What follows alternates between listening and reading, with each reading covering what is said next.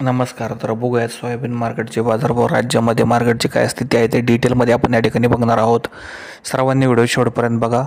सध्या जर बघितलं तर जयनगर जिल्ह्यामध्ये आज कमीत कमी स्थानिक व्यापाऱ्यांकडे जर बघितलं तर सोयाबीन जे आहे कमीत कमी 3,700 तर जास्तीत जास्त 4,300 रुपये जाण्याची शक्यता आहे.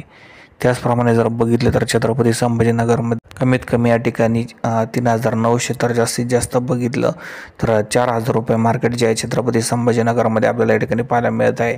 एकंदरीत जर बघितलं तर छत्रपती संभाजीनगरमध्ये बाजारभावात थोडासा बदल पाहायला मिळत आहे. यानंतर जालनामध्ये कमीत कमी 3,900 तर जास्तीत जास्त 4,400, वाशिममध्ये कमीत कमी 3,800 तर जास्तीत जास्त 4,200 रुपयापर्यंत मार्केट आहे. त्याचप्रमाणे जर बघितलं तर राज्यामध्ये जे मार्केटमध्ये बदल होणे पुढील काही काळामध्ये अपेक्षित आहे.